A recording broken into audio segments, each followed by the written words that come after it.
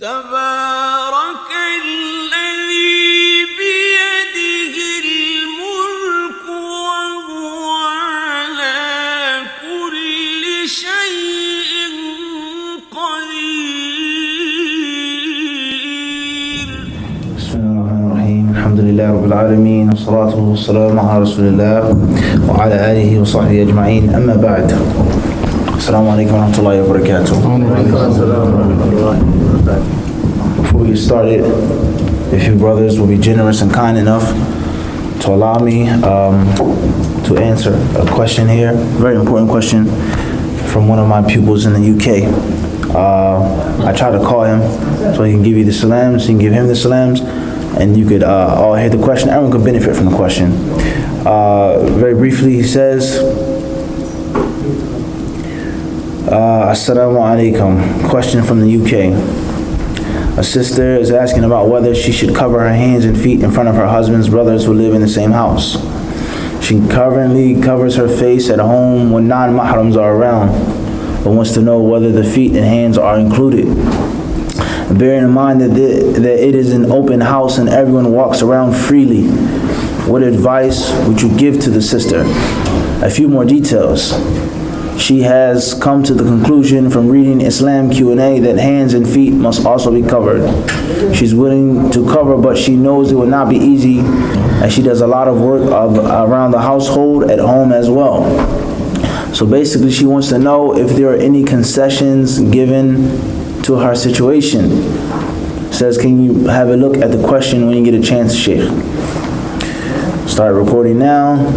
I would say, first and foremost, is that if she read some information from a reliable Islamic source requiring a Muslim woman to cover her hands and her face, and that the hands of a woman, and the feet of a woman, and the face of a woman, but specifically the hands and the feet, if these things are from the awra of a woman, the place or the spot of her body, the area of her body which is not to be seen by anyone who isn't a mahram. And even among mahrams, there are certain awras that they can see and certain types of awra that mahrams cannot see. There's levels of mahrams, such as a husband is not like a father, father is not like a son, son is not like etc. So there's levels of awra, as the people of knowledge mentioned, 3 types of awra, or 3 different levels or degrees of awra. So therefore, regardless of this or that, if she read, and if she feels convinced that that is the awra, and it must be covered, then that's what she has to follow. As Allah subhanahu wa ta'ala has said in the Quran al-Kareem, وَلَا تَقْفُ مَا لَيْسَ لَكَ بِهِ عِلْمٍ. Allah says, do not go near that which you have no knowledge of. So she is of the understanding that it's wajib to cover those things. So uncovering those things is something that she isn't sure of. Something that what? She isn't sure of. So this is the reversal of the dalil now. Everybody understand this? This is the reversal of the dalil. Allah says, do not go in that which you have no knowledge of. Stay with that which you have knowledge of. Everybody understand this? So this verse tells the slave not to go near that which he's ignorant of, that which he's unaware of. I don't know about that. Madri, I know about this, so I'm going to stick with that. So therefore it's obligatory for her to cover what she feels must be covered. It's obligatory for her to cover what she feels must be covered. If she was of the understanding that it's not the awra, then that's a different story. That's a different story. And the concept of the awra of a Muslim woman is a long discussion in itself. Do the feet, do they have to be covered?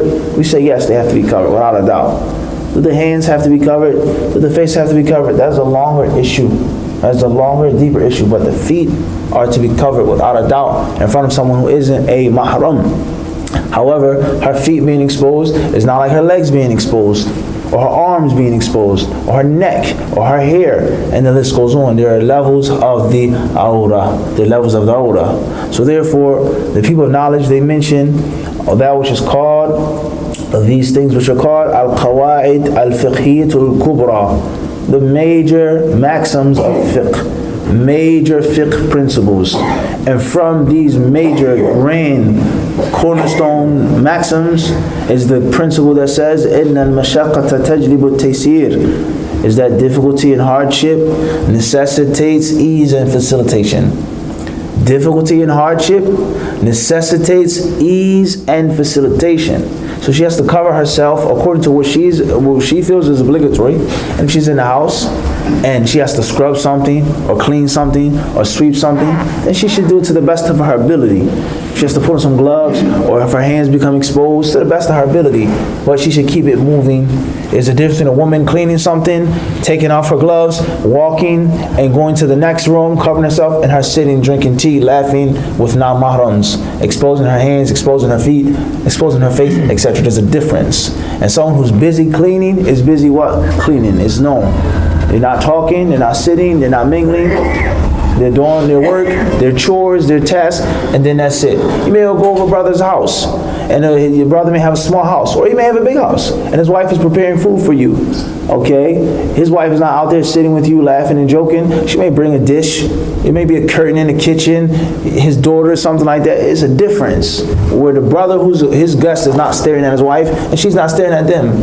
Everybody understand it's a difference when somebody's moving. It's a difference. So therefore, my opinion, and my view on this issue is that she has to cover according to what she feels is mandatory. And she should fear Allah to the best of her ability. Based off of that principle, she has to clean, she has to do daily chores, things in the household. It's her responsibility to take care of what she feels is wajib. And it's also the responsibility of those other men, those non-mahrams, to leave her alone and to let her be and to lower their gaze. And the concept of free mixing, is it permissible for men and women to free mix? Mingling, these things like this, there are details in the issue. And those who say that it's totally permissible for everybody to be around each other, they're wrong and they're ignorant. And those who say that there's totally unlawful and prohibited for any contact of men and women, they're also incorrect and they are ignorant. Rather, there must be a detail, or there must be details with regards to the interaction of two sexes in Islam. And the reason why there has to be details and why there is no absolute ruling wrong or right is the sunnah of the Nabi alayhi salam. We find hadith in which the Prophet separated men from women. We find a hadith in which the Messenger of Allah alayhi had men and women together. And you cannot get away from this or from that. But there's tafsil, there's detail. When is it haram? When is it? When it is not haram. Everybody understand this? Mahram, sitting, staring, uncovered, etc. Everybody clear on this? So this is my advice in brief on the issue, the concept of the hijab. These things have to be covered. The concept on free mixing, quote unquote, all of these things, they need detailed lectures to be dealt with. And Allah subhanahu wa ta'ala surely knows best.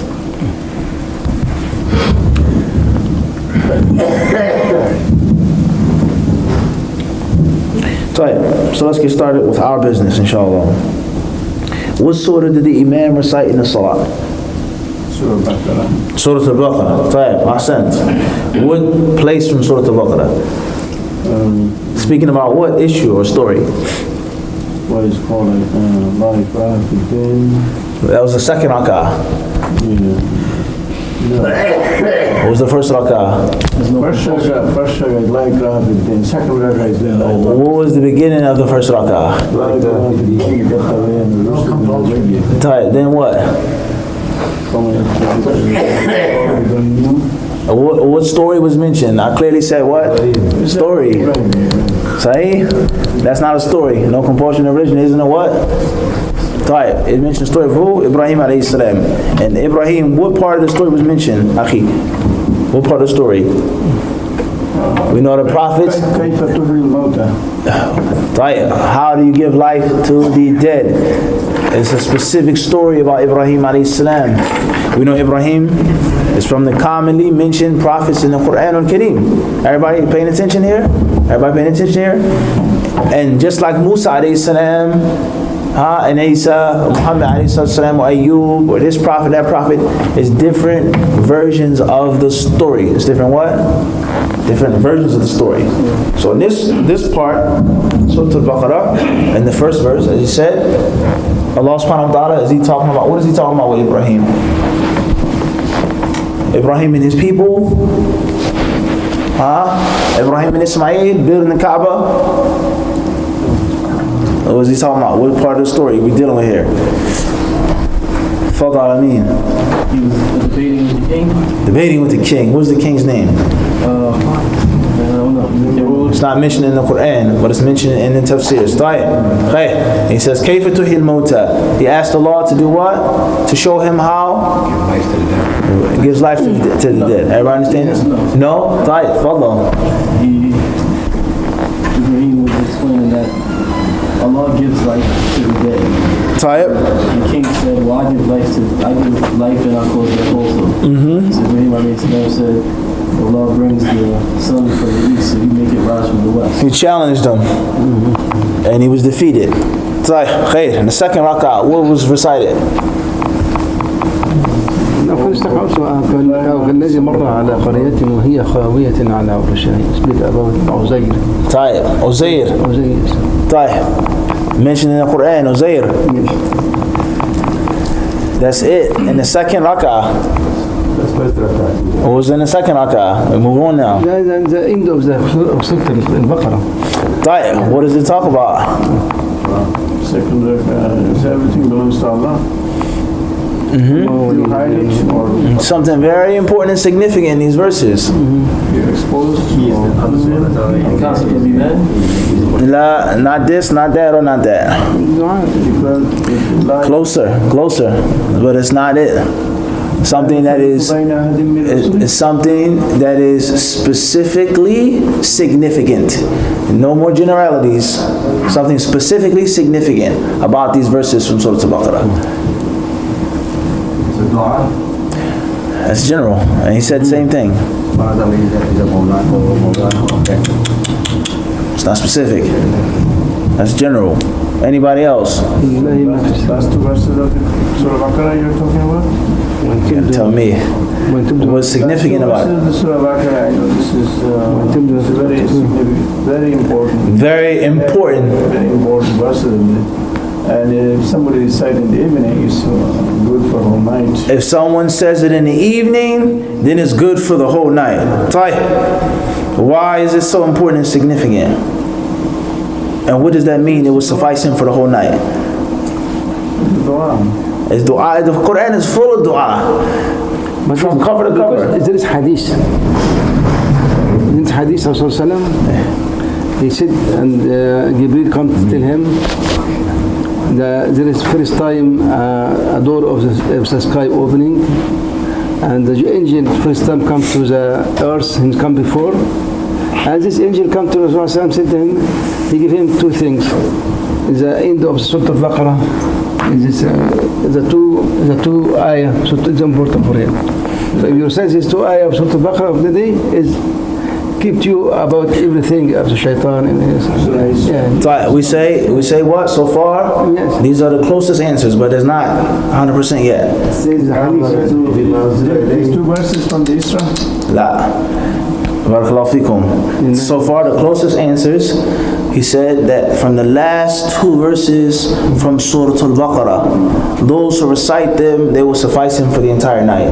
Then he mentioned that the Prophet ﷺ was given these verses in a special way, in a specific manner. There's more. آمن الرسول بما أنزل إليه. Rasul, we believe that what Allah was sent. آمن الرسول بما أنزل إليه. Gotta come closer. So far, the best answers here are these two, but it's still not enough. Still very far. But those are the best, the closest answers.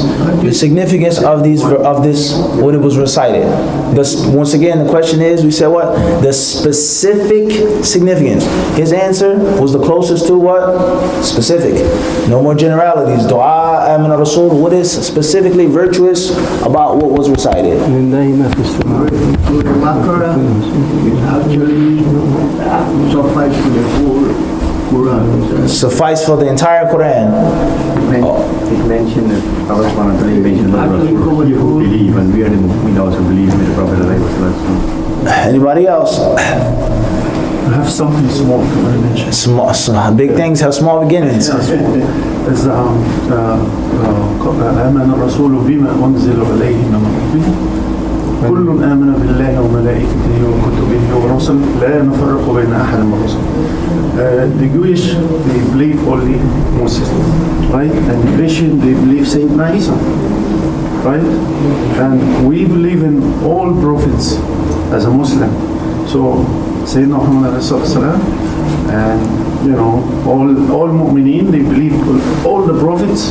Allah mentioned them in Quran, and whatever prophets, they don't mention Quran because they are too many. So we have some of them in Quran and some of them in Quran. That's correct without a doubt, but that's too general. It's too vague. Yeah. Fathul. Says the Iman, and that's the Iman, the last two that says mentions. The answer is going to be finely tuned from these two answers. There's no ijtihad to be made outside of what? Everybody, this is important. There's no thinking made outside of their two answers. You're only going to be thinking about what in the circle of? That's it. Everybody clear on this? Abu Sharif? They're only going to be thinking about what? Between what they said, nothing else. Finally tuning, refining what was said by these two. Everybody clear on this? Not this, not that. Everybody clear on this? So if the answer is not within those two, it's right. It's not the specific answer. Everybody clear on this? One last thing. I'll give you everything. Don't worry. We got to start off like this though, after Fajr. Everybody's minds to be sharp, fresh, clean. Inshallah. Good rest at night. Bismillah. Anybody? Fathul Amin. The allowance that Allah gave this ummah in regards to not being held accountable. The allowance and the concession that Allah gave to the ummah, not being coerced and forced. If they forget, if they make a mistake, things like this. That is now, Al-Amin has contributed a third piece. It makes it even closer to the specific virtue, importance, and significance of these verses. Whoever recites them in one night, suffice them. The Prophet ﷺ was given them. And the concept of Islam, the concept of the Sahaba. What did the Sahaba do? What did they say? What did Allah say in response to them? Everybody clear on this? Everybody understand these things? So, before we get started, everyone, please stay with me, inshallah. When we speak about the Quran al-Azim and its virtues, then there's two ways, two perspectives. The first is the general virtue of the Quran al-Azim. It's the kalam of Allah. Every single letter is the speech of Allah subhanahu wa ta'ala. And it is virtuous, it's miraculous, and is of utmost importance and perfection. Everything from the Quran, from Surah Al-Fatiha to Surah Al-Nas. The smallest surah, the longest surah. Everybody clear on this? Everybody understand this? And the second perspective is the specific virtues of the Quran al-Kareem. And the specific surahs of the Quran al-Kareem, and the specific ayat of the Quran al-Kareem, and you cannot generalize those specific things. And from those specific virtues is Surah Al-Baqarah in general. Surah Al-Baqarah is a very, very extremely important surah in the Quran, virtuous surah in the Quran that is full of things. And there are certain parts of Surah Al-Baqarah which are more virtuous, which are more important, which are more significant, such as Ayatul Kursi, such as in the Surah Al-Baqarah, such as beginning 4 verses. Much more than just 4. The beginning of it. Everybody clear on this? Everybody understand these points? Another concept of the virtue and importance of Surah Al-Baqarah is what? The longest verse in the Quran about debt. We owe people money. Everybody understand this? You can't find that in Surah Al-Imran. You can't find that in Surah Al-Nisa. Everybody clear on these things? So Surah Al-Baqarah in general has what? Specific virtues, not general things anymore. Isa, Iman, Dua, la la la la la. We said specific what? Virtue and significance and importance. Everybody clear on this? Everybody understand this? Yes or no, Ikhwan? Yes. We clear or we not clear? Is your right that you answer is incorrect for you to sit and remain silent? Everybody clear on this? we're not clear, it's okay, we move on, we don't have a lot of time. So therefore, Surah Al-Baqarah has specific virtues, has a specific importance, and from that are these last verses that are recited. From these last verses that are recited. Now, the introduction that I try to give to you is very important when you read more information. How do we understand the hadith that you quoted? What is meant by that will suffice him? Where does that come from? If you don't have that general understanding of the levels of the virtues of the Quran, you're not going to get the full concept, let alone the full benefit. Everybody understand this? I'm going to give you a selection from Sahih al-Bukhari from the book of Fadail al-Quran. He has a chapter in his Jami' Sahih called Virtues of the Quran. What is meant by virtues of the Quran in Sahih al-Bukhari? What is he going to talk about? What is he going to talk about, Yusuf? Some of the miraculous things. What is he going to talk about? What is Imam Bukhari going to talk about in the feast? But before you even pick up Sahih Bukhari, you already know what he's going to talk about. When he says the chapter of the virtues of the Quran. Talking about hadith, explaining the virtues of the Quran. He's going to say exactly what I just said to you. He's going to say exactly what I just said to you. He's going to give you general virtues of what? Hadith of the Prophet ﷺ, they explain to us that the Quran is miraculous, is virtuous, it's important. And he's also going to give you specifics on what? Of the Quran, and also specific what? Ahsant, specific ayat, specific surahs, specific places, specific reasons why surahs were sent down. When you recite this at nighttime, is everyone paying attention and giving their full respect here to what I'm saying? Everyone, inshallah. Everybody with me? Do you understand that, Yusuf? Exactly what I just said. Everybody clear on this? So Imam al-Bukhari rahimahullah, he says in the 10th sub-chapter of the virtues of the Quran, Babu Fadli Surah al-Baqarah, the sub-chapter of the superiority of Surah al-Baqarah.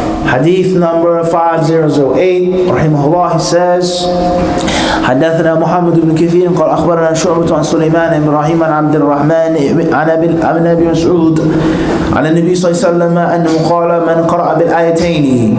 وحدثنا أبو نعيم قال حدثنا سفيان عن منصور بن إبراهيم عن عبد الرحمن ابن يزيد عن أبي مسعود رضي الله عنه قال قال النبي صلى الله عليه وسلم من قرأ بالآيتين من آخر سورة البقرة في ليلة كفتاه. وقال عثمان بن هيثم حدثنا عوف عن محمد بن سيرين عن ابي هريره رضي الله عنه قال وكلني رسول الله صلى الله عليه وسلم بحفظ زكاة رمضان فاتاني آت فجعل يحفظ من الطعام فأخذته فقلت خير إن شاء الله إلى آخر الحديث, because we don't want to read that last one. Now he says here the superiority of Surah Al-Baqarah. The entire surah or something specific from Surah Al-Baqarah. He's talking about something what? Something specific. He's talking about what? Something specific.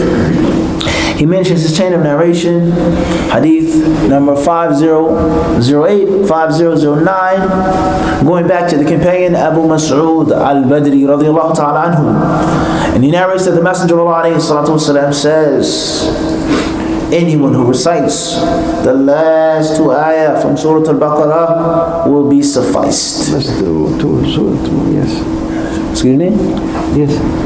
It says anyone who recites the last two surahs, the last two ayah, that's what I said the first time.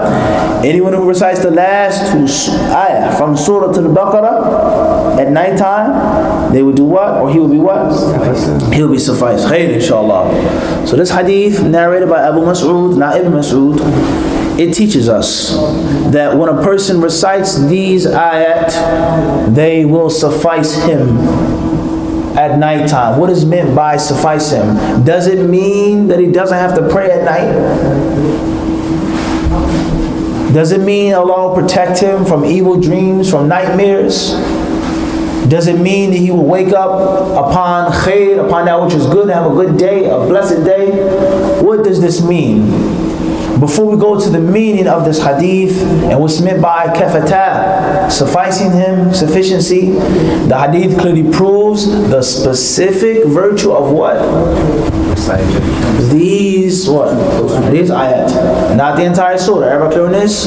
Not the entire Quran, but the specific virtue of what? Everybody clear on this? So this proves is that there are specific virtues regarding the Quran al-Azim. Everybody understand this? Everybody clear on this? And it's not all just one specific virtue, but there are specific details with regards to certain ayat and certain stories in the Quran al-Kareem. Everybody clear? Let's move on. So therefore, when do you recite these verses? And fi laylatin, he says, at nighttime, before you go to sleep, or after Salat al-Maghrib? Does it say? Hadith doesn't specify. Anybody else? Clear, hadith doesn't specify. So what do? How do we get to a conclusion? When is the best time to recite these verses? Huh? After you go to sleep. After you go to sleep? Or before you go to sleep? Before you go to sleep. Before you what? Before you go to sleep. Anybody else? Perhaps after witr. Perhaps after witr. Anybody else?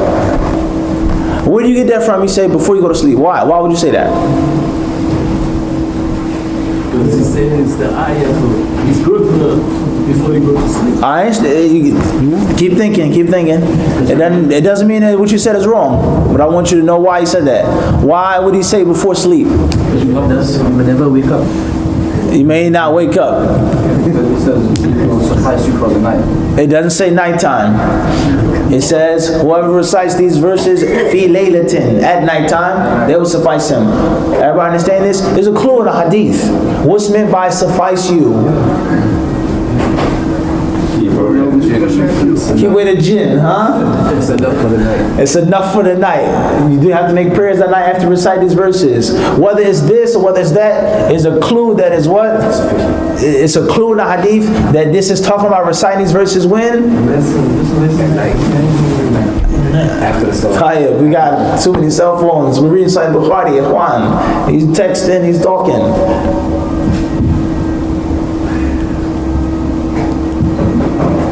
Wallah, it's not gonna work. It's not gonna work. Right, khair inshallah. Right, so read the two verses when? At night. At nighttime. When? At nighttime. After Maghrib. After Maghrib. Yeah, nighttime. Right. Anybody? You say after Maghrib, we say before sleep. Before sleep. Which one, Suleiman? Before sleep. What would lead you to that? I would say both. Both. So recited twice. That's a problem now. It's a form of God. Okay. Only one time we can Only one time. Kafata. They will suffice him. Just once. any time. I figured before sleep would be Any time more ideal situation. More ideal, but why? You can read 10 times, it doesn't matter what time of the time. It doesn't matter. 10 times. You can read 10 times, we sound. Because the hadith, The Prophet says, Because your ibadah is going to stop.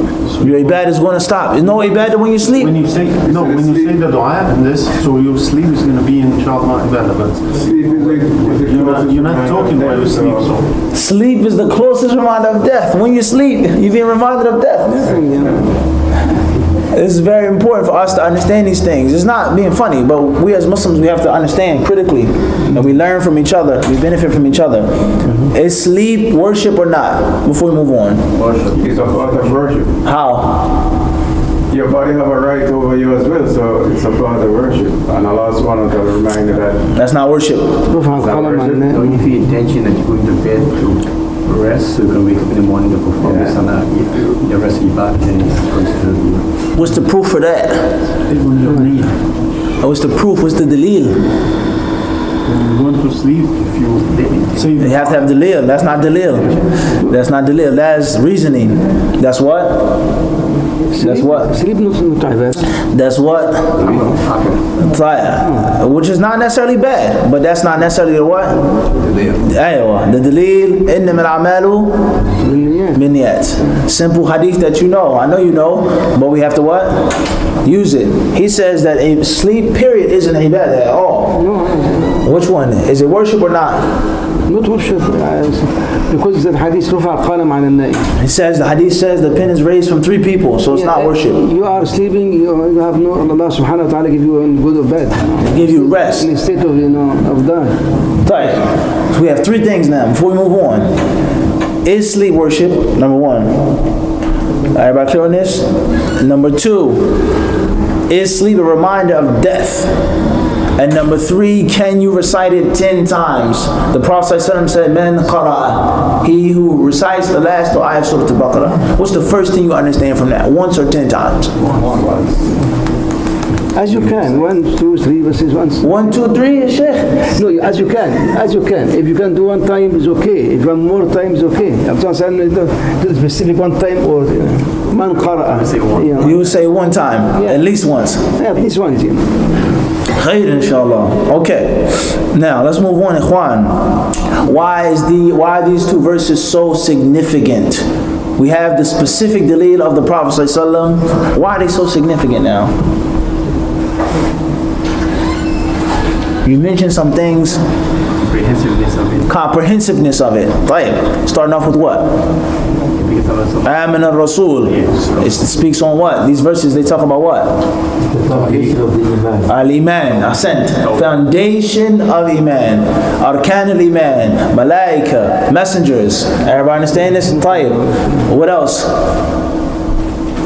This is very important for us to understand this. And if you have a fiqh of the adhkar that you make, that you have what? A fiqh of the adhkar that you make on a daily basis. Why do I recite Qul a'udhu bi rabbin nas? What does it mean? What is significant about it? When I leave my house and I say this dua. When I enter my house I say this dua. What's significant about making the dua for getting it on my riding beast, putting on my clothes? It's very important for us to understand this. This is practical daily knowledge. He says foundations of Iman, number 1. Number 2, quickly. Just running out of time. Seeking forgiveness. Seeking forgiveness of Allah. Number 3. Forgive your man mistake on the Something else. Quickly. Number 4. Rahmah. Mercy of Allah. Number 5. Protection. This is something very important that we're forgetting about. It goes to show you the virtue of the Sahaba radiallahu anhum and their position towards what Allah commanded them, and the position of the previous nations towards the commands of Allah subhanahu wa ta'ala. Followers of Musa, followers of Isa, followers of these. What did the Sahaba say? What did they do? Everybody understand this? Why were these verses sent down? Anybody know? Anybody know? Anybody know? No one have a clue why these verses were sent down? Khair, inshallah. No, there's a reason why these verses were sent down. There's a story behind this revelation. There's a well-known story in Sahih Muslim. The verse was sent, actually the verses was not sent down. It was given the Prophet ﷺ the healing. Incorrect. The last year. What happened when these verses were sent down? What did the Sahaba say and do? Anybody know? Khair, inshallah. Let's move on. If we don't know, we lose out on the benefit. It's very important. The Quran and the Hadith, you understand them what? Together. Hand in hand. And it's impossible to understand the Quran without the Sunnah of the Nabi alayhi salatu wasalam. Tayyib, inshallah. So, the last thing that I'll give you brothers today, because we took a lot of information, let's deal with what is the meaning of they will suffice him.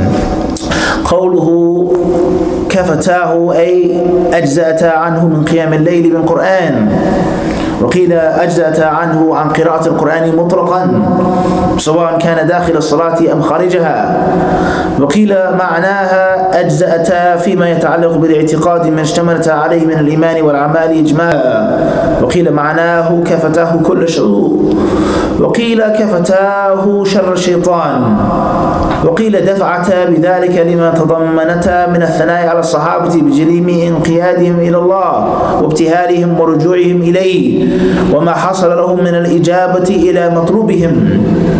وذكر الكرماني عن النووي أنه قال كفتاه عن قراءة سورة الكهف وآية الكرسي، وكذا نقل عنه جازما به، ولم يقل ذلك النووي وإنما قال ما نصه. قيل معناه كفتاه من قيام الليل، وقيل من الشيطان، وقيل من الآفات، ويحتمل من الجميع. هذا آخر كلامه. He says here, what is meant by the part that says they will suffice him? These verses will suffice him. Al-Hafidh ibn Hajar and Fathul-Bari, he says the first view is that they will suffice him from the night prayer. Is that once he recites these verses, he would not necessarily have to make the night prayer.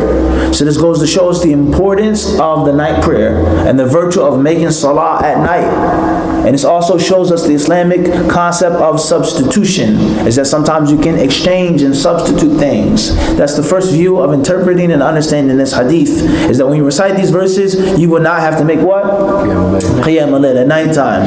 He then says, the second view is that a person will not have to recite the Quran, regardless whether he's in the prayer or whether he's what? Aside of the prayer. The third view is that these verses will suffice him with regards to his aqidah, with regards to his iman. That's it. The foundations of creed, of belief, are in these verses. In general, iman, last day, resurrection, angels, messengers, books, kutub, things, everything. آمن الرسول بما أنزل إليه من ربه والمؤمنون. Look how comprehensive that is. The Rasul, the verse says, believes in everything that is sent down to him, and his companions do as well. Allahu Akbar. Kullu shay. Allah sent it down, the Rasul did what? He believed in it. Allah's asma wa sifat, Allah's istiwa, Allah's kalam, iman, qadr, sahaba. Everything that pertains to creed is what? The Rasul did what? He believed in it. Everybody understand this? So that is a comprehensive verse in the Quran. Everybody understand this? Everything you can think of aqidah is mentioned in the concept of what? Being sent down. And it's very important with regards to the correct aqidah, the aqidah of Ahl-Sunnah. As I say, my aqidah was sent down by Allah. Where was your aqidah sent? Who sent it down? Because Allah never said that in the Quran. And He never said it means that, and it means that. Allah never said that. Or His Rasul. What do you believe in? This is what I believe in. Everybody understands? You can't say Allah moves. You can't say Allah descends from the Arsh and this and that. You can't say that. You can't say that. Because you put Allah in a mortal place. And you say Allah has a body. Any similar to creation. Where does Allah say that? Allah said He does what He wants to do. And you tell me that it's impossible for Allah to do this. Everybody understand this? The comprehensiveness of the creed mentioned in these surahs. Al-Hafidh ibn Hajar, or in these verses. Al-Hafidh ibn Hajar, rahimahullah ta'ala, he then says, another view is that they will suffice him from every single vice. Anything and everything that's evil at nighttime, he will be protected therefrom. Another view is that they will suffice him from the evil of the shaitan. And others, they say that the evil and the harm of men and jinn. Of men and jinn. And others, they say this means is that it is because of the beautiful mentioning of the companions. In other words, when the verses were sent down, the companions, the hadith says, فَشَقَّ ذَلِكَ عَلَى أَصْحَابِ رَسُولِ اللَّهِ صَلَّى اللَّهُ عَلَيْهِ وَسَلَّمَ. Hadith tells us is that it was difficult, it was burdensome. Allah says is that if you do what? If you display what is in your chest, or if you hide it, Allah will what? يُحَاسِبُكُمْ بِهِ اللَّهِ. Allah will bring you to what? Account. It's difficult. Everybody understand this? Yes. Everybody understand this? So it was like, oh no, we're afraid. And then Allah subhanahu wa ta'ala, He then sent down and He told them what? That the companions, they asked Allah for what? رَبَّنَا لَا تُؤَخِذْنَا if we forget or if we make a mistake. Don't coerce us, please, O Allah. Don't put things upon us that we cannot bear. What did Allah subhanahu wa ta'ala say in the Hadith Qudsi? قَدْ فَعَلْتُ. He says, that is what I will do. That is what? That is what I do. So these verses, they show us the stance of the Sahaba. Is that when Allah commanded them, they did it. Even if it was a little what? Burdensome and heavy. And they asked Allah for more. They asked Allah for rahmah, for mercy. Be gentle, be kind with us, O Allah. And Allah subhanahu wa ta'ala, He says, indeed, I will do that. So this is one of the interpretations of this hadith, is that is all you need to know and believe and feel about the Sahaba. Don't say anything negative about them. It's because when Allah sent down a verse, they implemented that verse, not like other people. So that is the general stance of the Muslim towards the Sahaba. Muawiyah ibn Abi Talib, Muawiyah ibn Abi Sufyan, and Ali ibn Abi Talib. Everybody understand this? On this side or on that side? Everybody clear on this? All of the Sahaba. If he was a companion of the Rasul, that's your stance towards him. Everybody understand this? Who was right? Who was wrong? Why did they fight the battle? So on and so forth. If he was a Sahabi, we say what? Radiallahu ta'ala anhu. Allah will be pleased with him. Everybody clear on this? Some Muslims today, unfortunately, that's not the stance that they take. That's not the sufficiency that they want. They want to talk about the Sahaba and belittle the Sahaba. Everybody understand this? Al-Hafidh ibn Hajar rahimahullah ta'ala, he then says, and it is also possible, he quotes from Nawawi, is that all of these views and these interpretations are intended, and none of them go against any other. Is that they're all what? Everybody understand this? When you read these verses from Surah Al-Baqarah, before you go to sleep, it'll protect you from shaitan, from the jinn, from your own evil, the evil of the people in your house, the evil of insects, bugs, things that will attack you, anything that is su, that's evil. These verses, they give you a comprehensive concept of Iman, of Sahaba, and the list goes on. So therefore, in conclusion, is that I would ask myself, how many of us read these verses before we go to sleep? How many of us on a daily basis, every night, how many of us do this? If we don't, then we should try to implement. And if we do it, alhamdulillah, how many of us know and understand why we're reciting these verses? The importance and the significance of Surah Al-Baqarah in general, and also of these ayat specifically. I ask Allah subhanahu wa ta'ala to make us of those who are protected and those who are sufficed. Thank you all for your participation. Jazakumullahu khairan. This is nothing more than a lesson. It's not a challenge to anybody. I'm laughing or joking, making fun of anyone, belittling anyone, or nothing like that. But it's nothing but participation and interaction, as we do in all our classes. We don't just sit and give lectures. We do what? We interact, and we want to make sure that you leave with the proper understanding. And as you can clearly see, when we participate with each other and interact, many of our answers are what? They're not right. And it's impermissible for me to come to you and allow you to leave with the wrong understanding. I haven't done my job and my duty. Fair enough? Even if it takes a little longer, some brothers may get aggravated. They're not used to this type of teaching style. This is how I teach. Inshallah, hopefully you can all benefit. Allah knows best.